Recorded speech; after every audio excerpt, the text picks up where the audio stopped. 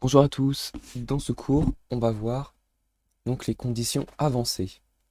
Alors avancées, c'est-à-dire, on va d'abord voir trois nouveaux types de conditions, ainsi qu'un nouvel opérateur.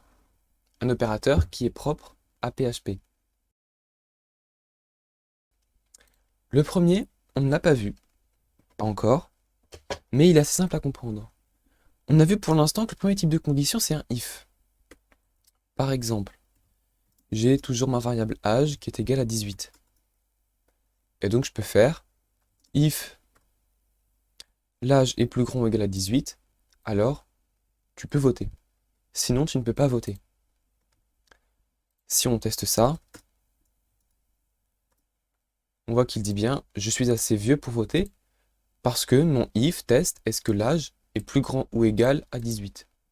Cette condition est vraie, donc je la fais. Si ce n'était pas vrai, si j'avais 17 ans, donc ça ce n'est pas vrai, on passe dans le else. Alors tout de suite on nous dit « Désolé, tu es trop jeune pour voter ». Mais qu'est-ce qui se passe si je voudrais tester autre chose? Si je veux tester, s'il est plus petit que, je sais pas, que 16 ans par exemple. On dit tu n'es pas encore un adolescent. Est-ce qu'il faut que je refasse un autre if $âge est plus petit que 16? Alors, on dit ça? Alors ça pourrait marcher.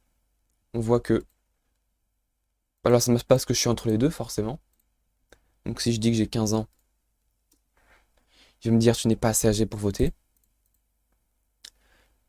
Mais c'est pas la meilleure des pratiques. Parce que parfois vos conditions vont être compliquées. Et donc, dans les deux cas, elles seront peut-être vraies. Là, elles sont simplement enchaînées. La première est faite, puis la deuxième. Nous, on voudrait que si la première n'est pas faite, alors on teste la deuxième. Et puis peut-être une quatrième, une cinquième, et finalement un else. Pour ça, PHP nous propose une autre syntaxe. C'est le else if. Else if, c'est comme un else dans lequel on aurait mis notre if. Sauf qu'au lieu de l'écrire de cette façon et commencer à faire beaucoup de blocs imbriqués les uns dans les autres, PHP nous propose du coup de le mettre en un seul mot. Ça veut dire, si la première condition n'est pas vraie, alors teste la deuxième condition, et après, autant de fois qu'on veut. Là, si je teste, il me dit bien, vous n'êtes pas assez âgé pour voter. Et on peut toujours finir par un else. Alors, là, à la place de ça, on pourrait mettre sinon. Donc ça veut dire, là dans mon sinon, ça veut dire, je suis entre 16 et 18. On peut dire, you soon will be able to vote. Par exemple, tu vas bientôt pouvoir voter. Et là, on a bien, vous n'êtes pas assez âgé pour voter. Si je dis que j'ai 16 ans, il me dit, vous allez bientôt pouvoir voter. En fait, ça permet du coup d'enchaîner des ifs, différents ifs, pour faire différentes conditions, les unes à la suite des autres, si on a besoin. Et vous voyez que si la première condition est validée, si j'ai 18 ans, alors cette condition-là n'est même pas effectuée. Elle n'est pas essayée. On peut le tester simplement. Si je dis que je suis plus grand que 16, oui, pourtant, ça c'est vrai, mon âge est effectivement plus grand que 16, mais puisque là ça a déjà été effectué, puisque cette condition a déjà été faite, alors le reste n'est pas effectué. Et après, bien sûr, vous pouvez mettre autant de else if que vous voulez. Mais il faut toujours qu'il y ait un if au début. Ça, c'est obligatoire. Le deuxième type de condition, c'est le switch case. Alors le switch case, c'est très particulier. Ça permet de dire, on veut tester différentes possibilités pour une variable. Par exemple, là on lui dit, je veux tester ma variable âge. Et dans chaque case, on va tester à quoi peut être égale ma variable. Par exemple, on peut lui dire 18, et là, on va écho, tu as 18 ans. Sachant que des cases, on peut en mettre autant qu'on veut. On peut dire 19, tu as 19 ans, ou bien 20, tu as 20 ans. Et default permet de faire une action par défaut. C'est-à-dire que si rien n'a été effectué, alors tu n'as pas 18, 19 ou 20. Testons. Il dit j'ai 18 ans. Le switch va tester toutes les possibilités qu'on a mis dans les cases de la variable qu'on lui a passée. On ne peut pas faire de plus grand ou égal ou de plus petit que. Switch case est uniquement pour des if. Uniquement pour des égales. Il faut que ce soit égal. Alors vous remarquerez qu'en plus des cases, il y a un mot-clé break qu'on retrouve à chaque fois. Pourquoi? Parce que si on l'enlève, si on ne le met pas, hop, je l'ai enlevé, le switch va quand même tester les autres possibilités. Même si la première est bonne, il va quand même tester les autres. Au cas où. On peut le voir, alors là, si je sauvegarde dès que je lance comme ça, on voit qu'il dit bien, tu as 18 ans, tu as 19 ans, tu as 20 ans, tu n'as pas 18, 19 ou 20 ans. Ça marche pas, là il y a un problème. Parce qu'il a quand même tout testé. Alors qu'avec le break, on voit qu'il ne fait que la condition qui est valide. On peut tester, par exemple, de changer la valeur, j'ai 19 ans, et on voit bien qu'il dit j'ai 19 ans. Il n'effectue pas les opérations avant parce qu'elles sont fausses, ni celles d'après parce qu'il y a un break. En revanche, il fait uniquement celles qu'il faut. Et si jamais ce que je mets ne remplit aucune des conditions, alors c'est le default qui prend le relais. Le switch case est vraiment pour des cas très particuliers et quand vous ne voulez que tester des égalités. Vous voyez que là, je ne peux pas faire de plus grand ou égal, je peux pas dire plus grand que 20. Ça marche pas. Il ne comprend pas, il met une erreur. Donc c'est vraiment très particulier. Personnellement, je ne l'ai jamais utilisé parce que les if sont souvent plus appropriés et permettent de faire plus de choses. Le troisième type de condition qu'on va voir, c'est le ternaire. Un ternaire, qu'est-ce que c'est? C'est une notion commune à beaucoup de langages de programmation, comme Python, JavaScript. Et d'ailleurs, l'écriture de ternaire en PHP se rapproche énormément, et d'ailleurs presque quasiment similaire, à la ternaire de JavaScript.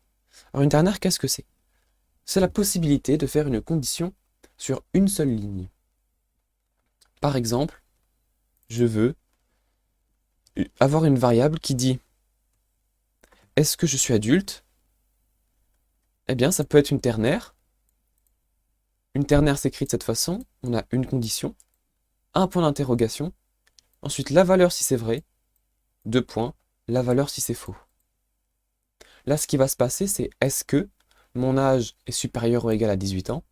Si oui, alors on dit que c'est vrai. Sinon, on dit que c'est faux. On peut mettre ici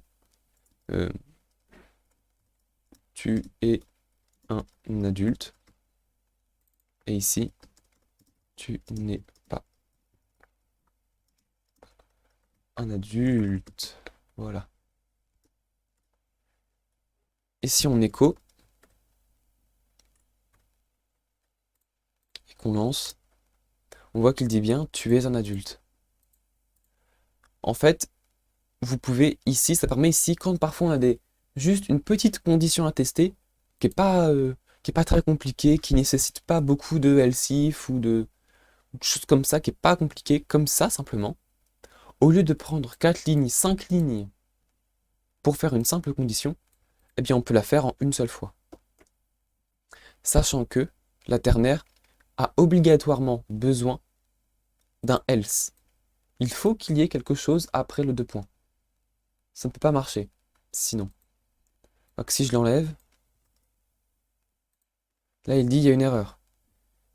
il a un point virgule alors qu'il aurait voulu deux points.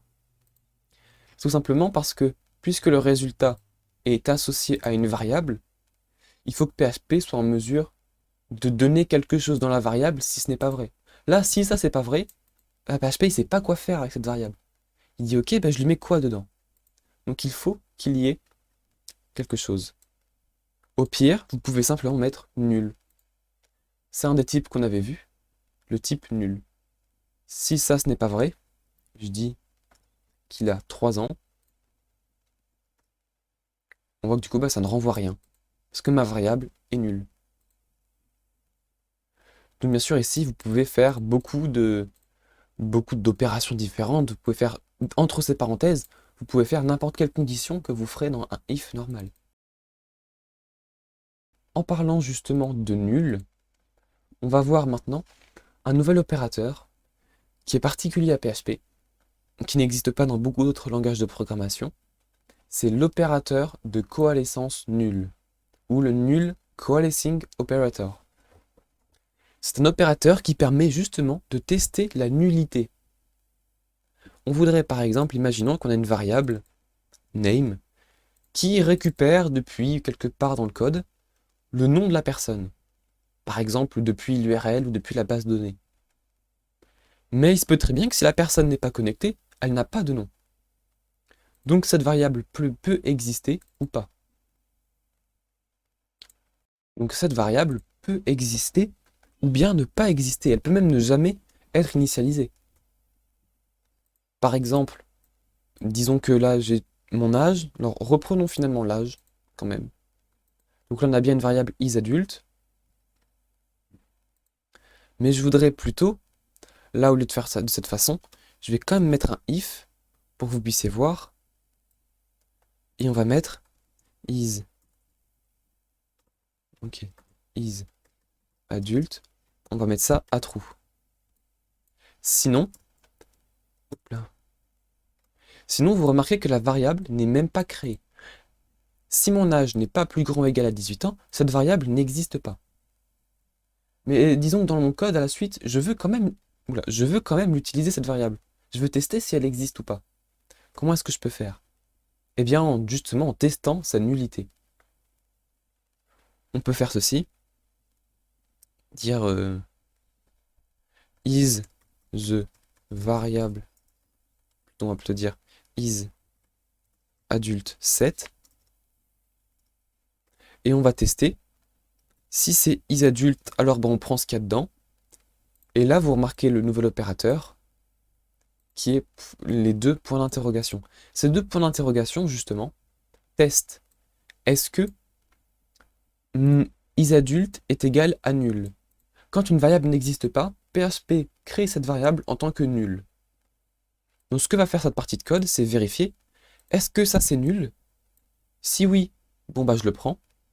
Si oui, si c'est nul, je fais ce qu'il y a autre chose. Je dis donc cette variable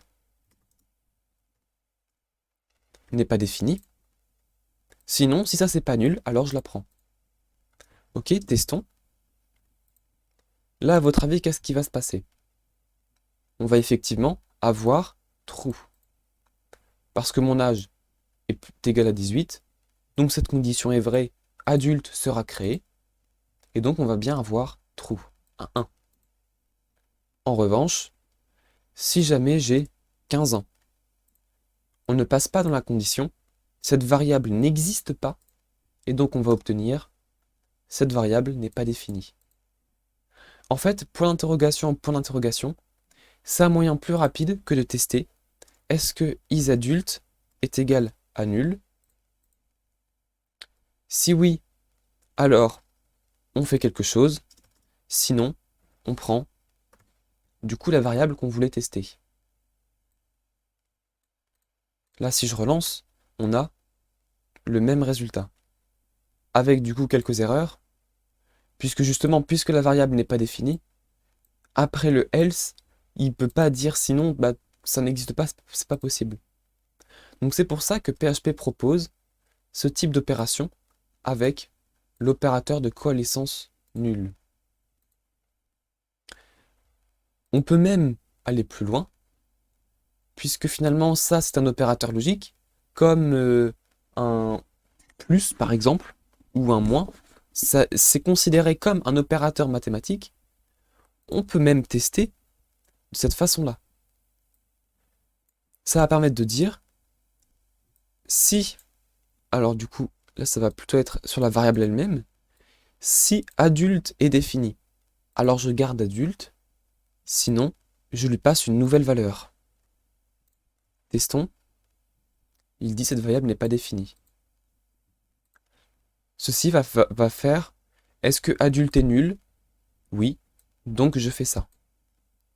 Si maintenant on remplit la condition, adulte sera créé, et donc ça vaut 1. Parce que est-ce que adulte est égal à nul? Non, ce n'est pas nul. Bon, et bien dans ce cas-là, je garde ce que j'ai. Je garde la valeur que j'ai actuellement. C'est un opérateur qui est assez utilisé justement quand on veut récupérer des données par exemple. Si une condition est vraie, alors on récupère des données, mais dans le reste du code, il faut savoir si ces données on les a ou pas. Et donc justement, cet opérateur peut permettre d'arriver à cet objectif. On verra dans la suite du cours un autre opérateur qui s'applique cette fois-ci exclusivement aux objets, quand on commencera la programmation orientée objet. Et dans le prochain épisode, on va voir les boucles